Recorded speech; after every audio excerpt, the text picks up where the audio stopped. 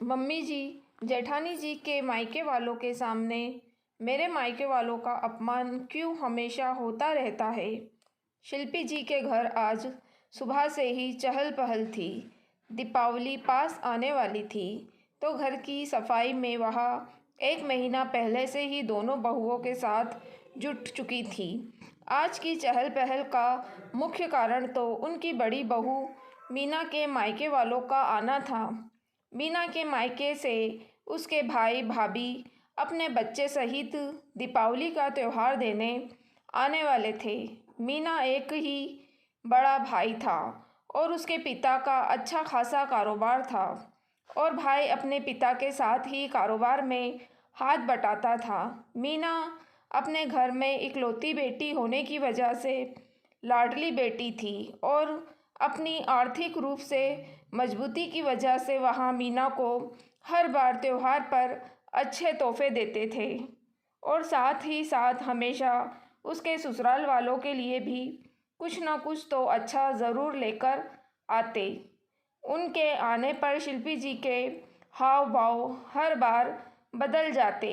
यह बात शिल्पी जी की छोटी बहू मान्या से छुपी नहीं थी, जिसकी शादी को लगभग 3 साल होने वाले थे। मान्या के पिताजी रिटायर प्रोफेसर थे। अपनी सीमित आमदनी में उन्होंने अपने तीनों बच्चों को बहुत अच्छी शिक्षा दी थी, लेकिन इतने खुले हाथ से वह मान्या को तोहफा नहीं भिजवा पाते थे जितना कि मीना के घर से आते थे। मान्या खुद एक पढ़ी लिखी लड़की थी और बैंक में नौकरी भी करती थी। वैसे तो शिल्पी जी के घर में किसी चीज़ की कमी नहीं थी। उनके पति सरकारी नौकरी से रिटायर थे और पेंशन पाते थे और उनके दोनों बेटे कमलेश और राजेश मल्टीनेशनल कंपनियों में अच्छे ओहदे पर नौकरी कर रहे थे। दोनों बहनों में भी अच्छा खासा प्यार था और शिल्पी जी वैसे तो दोनों बहुओं में कोई भेदभाव नहीं करती, लेकिन जब भी मीना के मायके वालों की बात आती तो हर बार मान्यों के मायके वालों को नीचा देखने में कोई अवसर ना छोड़ती। मान्या ने तो 1-2 बार राजेश से इस बारे में बात की भी, लेकिन राजेश उसे हर बार यह कहकर टाल देता, तुम तो जानती ही हो मम्मी ने तुम्हें और भाभी के बीच में कभी कोई भेदभाव नहीं किया, पर तुम्हारा यह वहम जाता ही नहीं है। खैर, तय समय पर मीना के मायके वाले आए और हर बार की तरह उन सबको तोहफों से लाद गए। मीना की भाभी शोना बहुत प्यारी लड़की थी। वह मान्या के लिए भी हर बार अच्छे तोहफा लेकर आती और उससे भी उसी तरह से प्यार से मिलती जैसे कि मीना को। लेकिन शिल्पी जी की हर बार की तरह तोहफों को देखकर बाँछें खिल गई थी और उनकी आंखों की चमक मान्या से छुपी नहीं रही। और तो और शिल्पी जी खुद आगे होकर मेहमानों की आवभगत कर रही थी। रविवार का दिन था और सब घर पर ही थे। कुछ दिन बाद मान्या का भाई और पिताजी दीपावली का त्यौहार लेने के लिए उनके घर आए। तब शिल्पी जी ने कोई खास तैयारी नहीं की थी और उनके सामने भी शिल्पी जी ने कोई खास बातें नहीं की और अनमानी सी बनी रही। राजेश भी घर पर था तो उसे भी अपनी माँ के व्यवहार को देखकर मान्या की बातों में थोड़ी सी सच्चाई नजर आई। खैर, दीपावली का त्यौहार अच्छे से बीत गया। थोड़े दिनों बाद कमलेश की प्रमोशन की खबर आई तो शिल्पी जी ने मन में घर में जागरण करने का विचार आया। शिल्पी जी ने सोचा इस बार एक अच्छा सा आयोजन किया जाए और शहर में रहने वाले रिश्तेदारों और अपने सभी परिचितों को भी बुलाया जाए। घर वाले भी शिल्पी जी के विचार को लेकर सहमत हो गए और फ़ोन पर पंडित जी से बात कर तय किया कि आज से ठीक 15 दिनों के बाद जागरण का आयोजन किया जाएगा।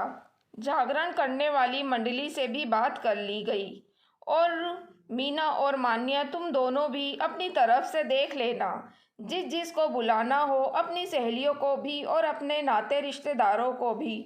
शिल्पी जी ने कहा, मेरी तो 1-2 सहेलियां हैं जिन्हें मैं बुलाने का सोच रही हूँ। मानिया ने कहा। हो, मैं भी ज़्यादा लोगों को नहीं बुलाऊंगी, मीना भी बोली। राजेश और कमलेश ने भी मन ही मन अपने दोस्तों का नाम तय कर लिए थे। अगले दिन रात के खाने पर शिल्पी जी, मीना, कल तुम और राजेश, कमलेश अपने मायके में जाकर उनको जागरण का न्योता दे आना। मैं और मानिया भी मानिया के मायके हो आएंगे। कमलेश ने आगे हाथ जोड़ा। नहीं, वहाँ जाने की क्या ज़रूरत है, मैं उन्हें फ़ोन पर ही बुलावा दे दूँगी, शिल्पी जी ने कहा। उनकी बात सुनकर थोड़ी देर के लिए वहाँ चुप्पी छा गई। राजेश भी मानिया के चेहरे की तरफ देख रहा था। आज मानिया को बहुत बुरा लग रहा था। वह समझ नहीं पा रही थी कि उसके मायके वालों का ऐसा क्या दोष है कि उसकी सास उन्हें मान नहीं देती। क्या सिर्फ इसलिए कि वह उनके लिए महंगे तोहफे नहीं ला पाते? यही बातें सोचकर उसका चेहरा गुस्से से लाल हो गया और आज पहली बार सारी मर्यादा तोड़ते हुए वह बोल उठी। मम्मी जी, क्यों मेरे मायके में जाकर बुलावा देने की ज़रूरत क्यों नहीं है? जेठानी जी के मायके वालों के सामने मेरे मायके वालों का अपमान क्यों हमेशा होता रहता है? मैं क्या समझती नहीं, लेकिन मैंने कभी भी आपसे कुछ नहीं कहा। मेरे पापा ने मुझे अच्छी शिक्षा और संस्कार से बड़ा किया है, और अगर आज वो मेरे लिए महंगे तोहफे नहीं ला सकते तो क्या इसकी एवज में वह अपमान के हकदार हैं? आप ही बताइए, मैं कहाँ गलत हूँ? मैं सिर्फ आप से नहीं बल्कि आप सबसे पूछती हूँ, क्या मीना भाभी के मायके वालों को अगर बुलावे देने के लिए स्वयं जाने की ज़रूरत है तो मेरे मायके वालों के घर क्यों नहीं? आप हमेशा ऐसा क्यों करती हैं मम्मी? रिश्तों में इतना फ़र्क क्यों मम्मी जी? वहाँ बैठे किसी भी व्यक्ति के पास इस बात का उत्तर नहीं था। शिल्पी जी को तो काटो खून नहीं था। वह तो समझ नहीं पा रही थी कि आज उनकी बहू ने सबके सामने उनकी सच्चाई कैसे लाकर रख दी थी। नहीं नहीं बहू, मेरा वह मतलब नहीं था। अपनी गलती को छुपाते हुए शिल्पी जी ने अपनी बातों को चाशनी में लपेटते हुए बोला। नहीं मम्मी जी, यह आज की बात नहीं है। हर बार देखती आ रही हूँ, जब भी मेरे मायके वालों की बात आती है उन्हें मान नहीं मिलता बल्कि अपमान ही मिलता है। लेकिन उन्होंने कभी भी मुझे कुछ नहीं कहा और ना ही मैंने आपको कभी कुछ कहा है। लेकिन आज मेरे से यह बात बर्दाश्त नहीं हुई, इसलिए मैंने आपसे यह प्रश्न पूछा है। शिल्पी जी के पति भी आज बोल उठे, जो हमेशा कम ही बोलते थे। हाँ बहू, बिल्कुल ठीक कह रही है। तुम हमेशा घर में अपनी ही चलाती हो आई हो। मानिया के पिताजी कितने अच्छे और भले इंसान हैं, लेकिन तुमने उन्हें कभी वहाँ मान नहीं दिया, बल्कि मुझसे पूछा जाए तो उन्हें यहाँ पर अपमान ही मिला है। मैंने तुम्हें आगे भी 2-3 बार टोका है, लेकिन तुम नहीं मानी। तुमने तो कभी किसी की सुनी ही नहीं है।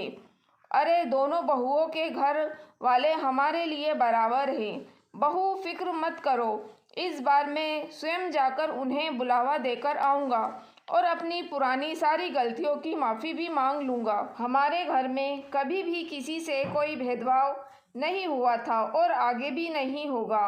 उनकी बात सुनकर शिल्पी जी को तो जैसे ज़बान ही थम गई हो। उनसे तो कोई शब्द भी बोला नहीं जा रहा था।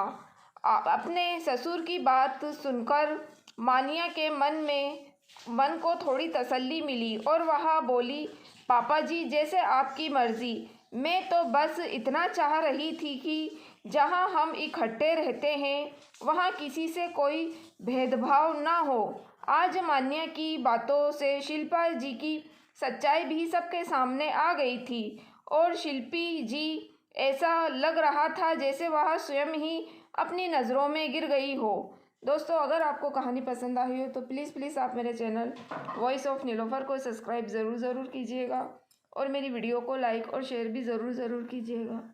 Thank you for watching.